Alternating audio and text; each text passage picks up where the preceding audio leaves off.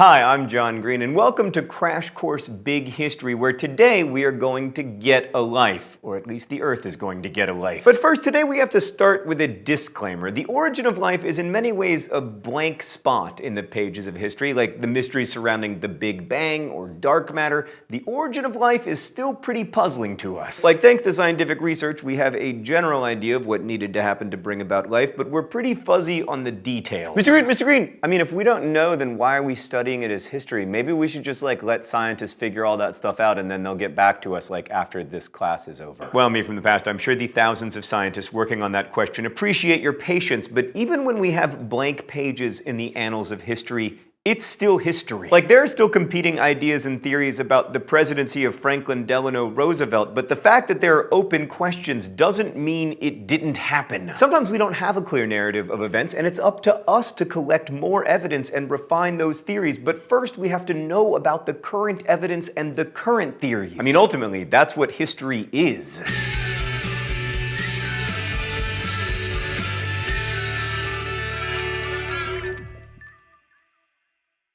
I'm Hank Green, and this is still Crash Course Big History. Last time we left off with a newly born Earth that was molten hot and pelted by asteroids. Then millions of years of torrential rainfall cooled the surface and created the first oceans. We know that life emerged in the oceans between 3.5 and 4 billion years ago. We have solid fossil evidence for life 3.5 billion years ago, and many scientists are pretty confident that life was around 3.8 billion years ago. It's pretty clear that life is a different thing from the rest of the universe, but what makes up that difference? I'm kind of surprised that this turns out to be a super puzzling question that we have yet to come up with a 100% satisfying answer to. But some of the major characteristics of most life are: it adapts to the environment, it has a metabolism that processes energy to keep itself going, like humans do with pizza, and it reproduces, whether it be a cell splitting in two or two animals doing their thing in nature. Even these simple criteria have their problems, though. Some animals, like mules, are born unable to have offspring. Some microorganisms can shut down their metabolisms for long stretches of time, but neither are exactly dead or not life. Given the incredible variety of species, definitions for life are by necessity very broad, but one such definition by big historian Fred Spire is, and I quote,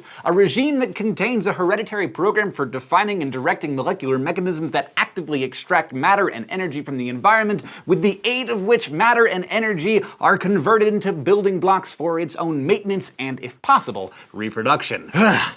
In other words, what makes you different from a star is that while a star burns down till it dies and doesn't actively float around the cosmos looking for more fuel, a living organism does actively seek out pizza to keep itself going, preferably long enough to, have some babies. But how do we know what we know? How do we know that life is just a different kind of molecular mechanism and not something more profound? Well, we can test these claims, and we do, using science. Because life looks so radically different from the inanimate universe, people once thought that life was made of completely different stuff. Then, in 1828, a German chemist, Friedrich Wöhler, used inorganic chemicals to synthesize an organic chemical. This was a big deal. Just as Newton's theory of gravity showed that the heavens and Earth follow the same physical laws, Wöhler's experiment proved that life and non-life follow the same chemical laws, which implied that life could emerge from non-life. Even this idea wasn't completely new. For centuries, the Aristotelian idea that life just spontaneously emerged from non-life was widely believed.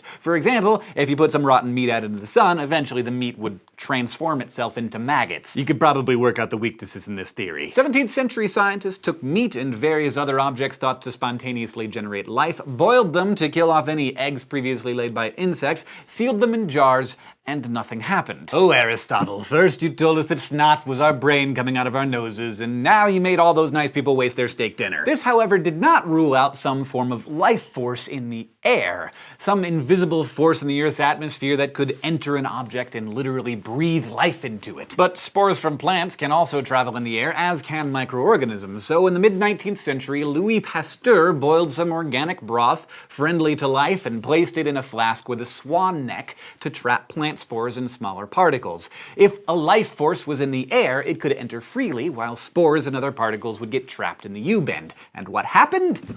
Nothing. A century and a half later, those flasks are still devoid of life. The conclusion?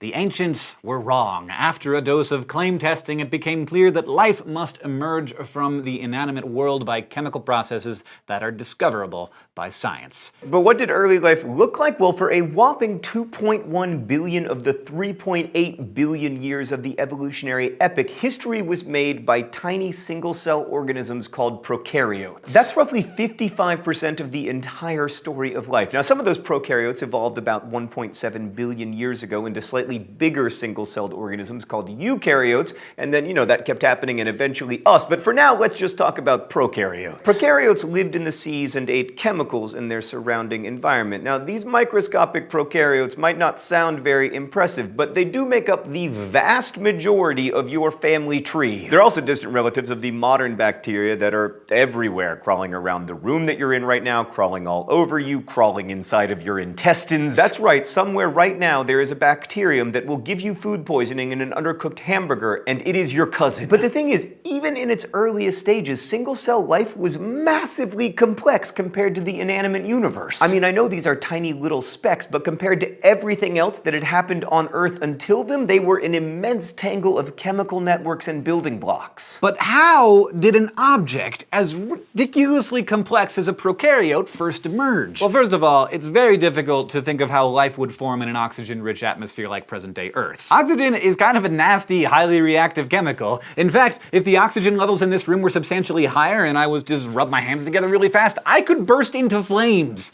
And while that would make for a nice viral YouTube video, I would rather not be on fire than get lots of views. 3.8 billion years ago, the free oxygen content of the atmosphere was at negligible levels, which had some not-so-pleasant consequences. For millions upon millions upon millions of years, life dwelt fairly deeply in the ocean, eating chemicals and staying where the Earth's heat kept it warm. Eventually, some prokaryotes floated nearer to the top of the ocean and started using sunlight, water, and the carbon dioxide that was abundant in the Earth's atmosphere to sustain their own complexity using this sweet chemical process they'd come up with called photosynthesis. The waste product of this chemical process is oxygen, and these photosynthesizing prokaryotes pumped a lot of it into the atmosphere. By around 2.5 billion years ago, the amount of free oxygen in the atmosphere was up to about 3%.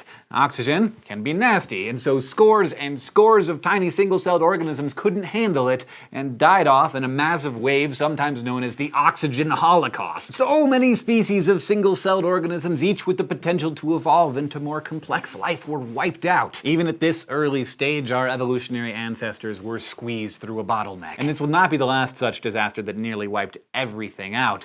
Next time you have a bad day, remember that it is amazing that you are alive at all, much less a member of a self-aware species living at the height of human technological progress. Speaking of ancestors, somewhere between 1.6 and 2 billion years ago, the eukaryotes evolved. And because you, your dog, the chicken you ate last week, and the mushroom you ate the week before all descended from them, they really put the you in eukaryotes. And eukaryotes contained organelles, like cellular organs that enhanced their abilities. About 1.5 billion years ago, eukaryotes invented sex. Up until that point, single-celled organisms split in two or cloned with no need to find a partner for romance and DNA exchange. Sexually reproducing eukaryotes possibly obtained these abilities through cannibalism, just eating each other, which may have led to some accidental exchange of DNA. After that, the evolutionary advantages of sex probably resulted in it catching on. Having a partner means having two sets of genes and thus a wider range of genetic diversity from which evolution can pick and choose. Sex is a huge deal. It enhanced evolution and therefore deserves to be classed as one of the most revolutionary advances in the history of life on Earth, and a huge leap forward in the rise of complexity since the very beginning of the universe. So where did these complex single-celled organisms come from in the first place? Well, Charles Darwin's own hypothesis was that life evolved in some, quote, warm little pond suitable for fostering life. Other scientists postulate that life may have formed from organic chemicals next to the warmth of underwater volcanoes, and still others champion the idea of panspermia, which states that life may have evolved elsewhere in the solar system and then been transported here by an asteroid which seeded the Earth. Like I said, this is a blank spot where many different historical theories are seeking evidence to clarify what happened. It's possible, actually, that this problem could be solved in our lifetimes, which is pretty exciting. Anyway, whatever physical forces were at play, primitive organic chemicals eventually came together into balls with protective membranes. They would have reproduced and proliferated much as life does today, but the earliest blobs of organic chemicals would have reproduced clumsily, inaccurately, with many useful adaptations getting lost.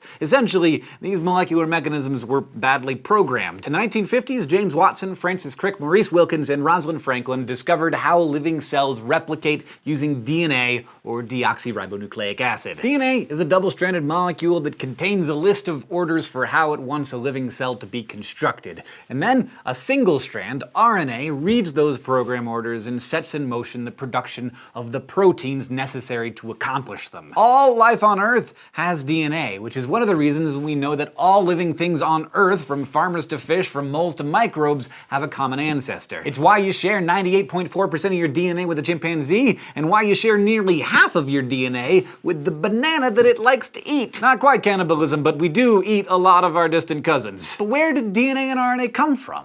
Another mystery. How could such complex programming evolve from simpler organic forms? One leading contender is the RNA world hypothesis, which postulates that there might have been an earlier version of just RNA, which was capable of both coding and self-replicating, and out of which separate and more complex structures evolved, DNA. DNA and RNA operate in extremely complex ways themselves, which is what you'd expect with something with as many connections and varied building blocks as life. By the way, we're not expecting you to come away from this video with a complete understanding of how DNA works. There is a link in the description to our Crash Course Biology video on DNA, though, if you want this mind-boggling concept to come down a few boggles on the boggle scale. Remember this as well. When looking at a historical narrative, it's always useful to know how things work, but it's still more useful to know why they work, because they can influence the future sequence of events. Like, you don't have to know exactly how to design, build, assemble, and fire a 15th century longbow to understand the French and English conflict in the 100 Years' War. All you need to know is that longbows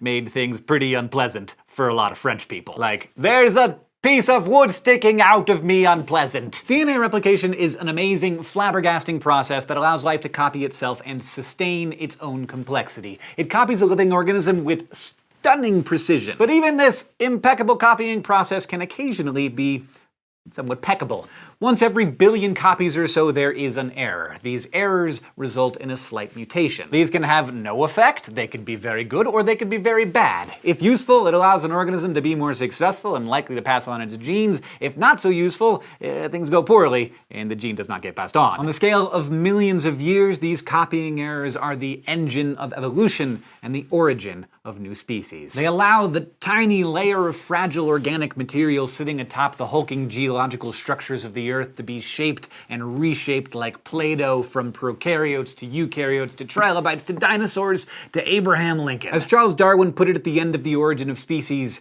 there is a grandeur in this view of life, with its several powers having been originally breathed into a few forms or into one, and that, whilst this planet has gone cycling on according to the fixed law of gravity, from so simple a beginning, endless forms most beautiful and most wonderful have been and are being evolved. More on that next time.